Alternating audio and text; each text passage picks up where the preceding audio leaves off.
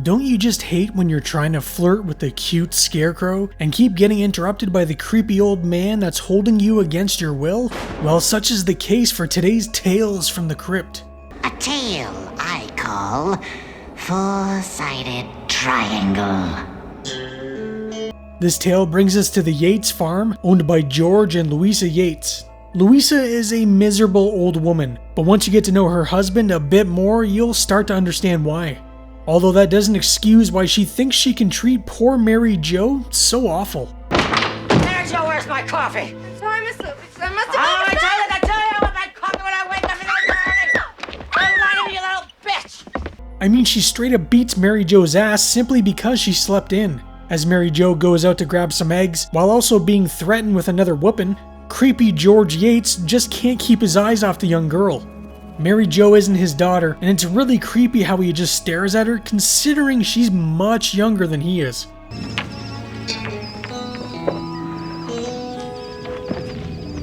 Mary Jo is basically held captive by the couple, forced to do various chores around the farm. See, old George here, well, he found Mary Jo at the old stop and go after the owners claimed they were robbed. So now she's stuck here to do the Yates bidding, otherwise they'll call the cops. But with how they treat her, I think she'd be better off with the police. Now I'm trying to remember why I liked this episode so much as a kid.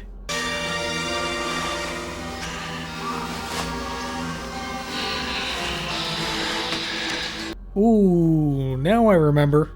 George really is just gross. Like, I understand she's a pretty girl and your wife is, well, unpleasant to say the least, but for the love of God, she's at least half your age, which is just weird. And just by her body language alone, you can tell she is not comfortable around this man.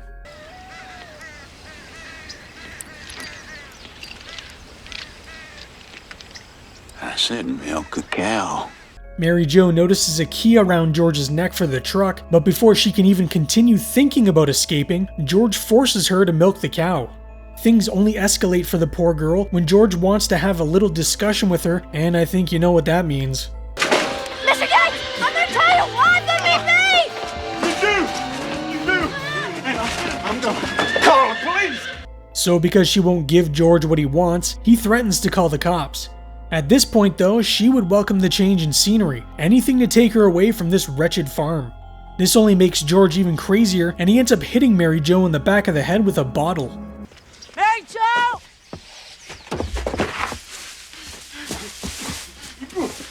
Louisa isn't waiting anymore for those damn eggs, but George has a problem on his hands because he now has a knocked out Mary Jo who has a nice gash in the back of her head. Louisa asks George if he's seen Mary Jo, but he claims he hasn't seen her at all. This almost works until you realize George is an idiot and his wife notices milk on his jacket, which is a job that only Mary Jo does. I'm sorry, Louisa, I didn't mean to do it. Do what? Mary Jo takes off through the cornfield with Louisa and George in hot pursuit. Louisa does say something rather interesting when she mentions to George that you beat the help, you never kill them, which makes me wonder how many helpers they've had in the past. Louisa makes George give her a piggyback while they track Mary Jo down with a trail of blood she's left behind. The poor girl passes out at the foot of a scarecrow, but something odd happens before she goes completely out.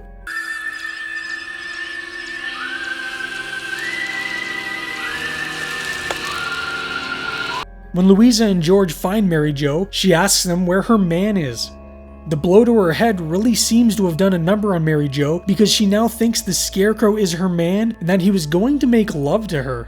I guess this scarecrow wants a little more than a brain. What are you doing, Mr. Yates? I'm just trying to be friendly, Mary Jo. Well, I have a friend and he doesn't do that to me. Before George can take things any further or any creepier, Louisa comes bursting in the kitchen because she can just sense when her husband is being a disgusting pig. Mary Jo tells her George was being friendly, but she already has a man who's friendly with her like that. George tries to brush it off like the girl is crazy. I mean, she did take a nasty blow to the head, so what the hell does she know? Louisa revels in the fact she believes Mary Jo is crazy and no one will believe anything she says, especially if she keeps going on about her scarecrow man.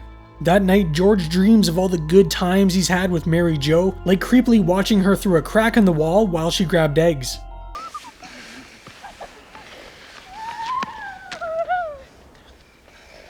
He's awakened from his little slumber by a very noisy Mary Jo as she skips her way off to see her man. But this begs the question, if she doesn't want to be there, then why doesn't she just leave at night? She can clearly leave the house anytime she wants. I think I may be overthinking a story originally meant for children. George follows Mary Jo out into the field with only the best intent, I'm sure. I know you want me. So crazy she don't know the difference between that thing and a real man. George, I guess, feels really inadequate because he just can't match up to a scarecrow. Of course, she rejects his forceful advances again, but when he gets back, Louisa is already waiting for him and wants to know just where the hell he's been. He claims he was out getting some kind of critter, but his wife isn't exactly a moron. You know what I'd do to you if I caught you cheating on me, don't you? Same thing you do to bulls when you want them to be steers. I don't know how she hasn't removed his boys already by this point. I think she's already caught him enough times getting a little too friendly to justify it. But maybe she's dumber than I thought because she tells George she knows he isn't cheating. But at least now he knows what will happen if she catches him.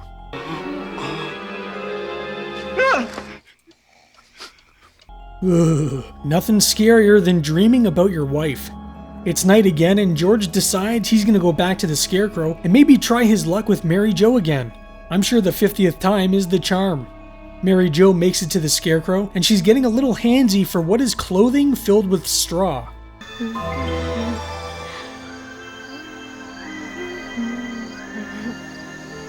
Or it's alive, I guess. This even seems to surprise Mary Jo, who this whole time has been claiming him to be her man. Louisa wakes up just as Mary Jo starts making out with the Scarecrow, and with George missing and Mary Jo missing, well, she's on the warpath now.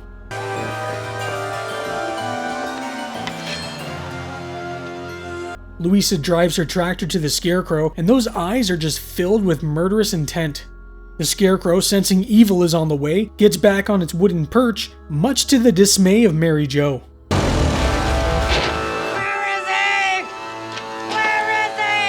Louisa is pretty angry at this point because she thinks George is out here messing around with Mary Jo, but it's only been her and the Scarecrow, with George nowhere in sight.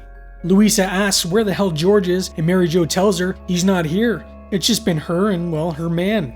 This drives Louisa into hysterics because how stupid can she be? It's just a dumb Scarecrow, it's not alive. Louisa proves it to Mary Jo by driving her pitchfork repeatedly through the Scarecrow.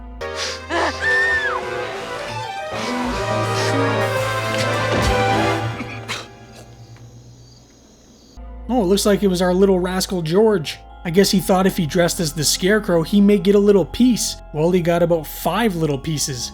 With Louisa distracted by her now dead husband, Mary Jo drives the pitchfork straight through her, exacting revenge on the old woman for her mistreatment. But was Mary Jo just pretending to be crazy this whole time, to mess with the Yates? She did seem to be pretty surprised when the Scarecrow came to life at the end, but did she know it was George? She did see it spring to life after her head trauma, so who really knows?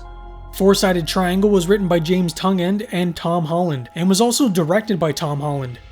James Tungend is an author with very few film or TV credits to his name, while Tom Holland, on the other hand, and I know what you're thinking, but not that Tom Holland, this Tom Holland, is known for writing and directing some horror classics like the original Child's Play and one of my favorite horror films of the 1980s, Fright Night. Character actor Chelsea Ross played the role of George Yates.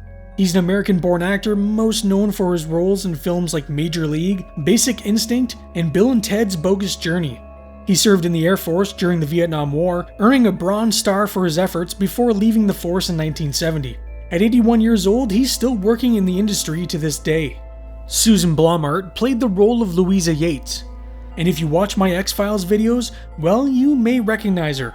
She played Mrs. Paddock in the episode Die Hand die Verletzt.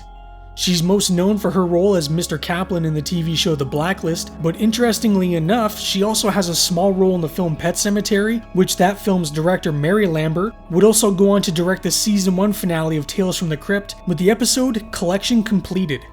Patricia Arquette played the role of young Mary Jo. She's an American-born actress and began her feature film career with her role as Kristen in A Nightmare on Elm Street 3, The Dream Warriors. So she's definitely familiar with the horror genre. You can also find her in films like True Romance, Lost Highway, and Bringing Out the Dead. Her biggest role came with her hit TV show Medium, which also landed her an Emmy Award for Outstanding Leading Actress in a Drama Series. Four-Sided Triangle is based on the EC Comics story of the same name. Found within the pages of Shock Suspense Stories number 17, it was written by Carl Wessler, with pencils and inks by Jack Kamen, colors by Mary Severin, and letters by Jim Roten. The cover art features a young girl cowering next to a scarecrow as an old woman lunges at her with a pitchfork. George Evans did the pencils and inks for the cover, with Mary again providing color. Four-Sided Triangle tells the tale of young Annie, a girl who by all accounts would be considered special needs today. She was hired by Abner and Hester Yates to perform chores around the house. However, Abner noticed Annie had changed and blossomed into a beautiful young woman, and this drove an intense desire within him.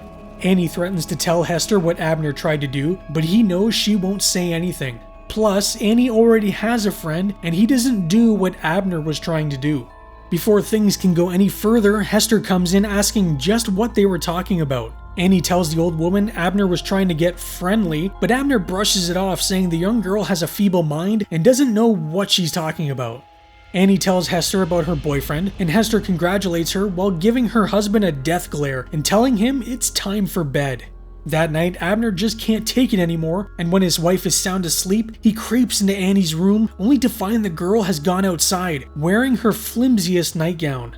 Grabbing a shotgun to confront this boyfriend of Annie's, he discovers her out in the field with a scarecrow.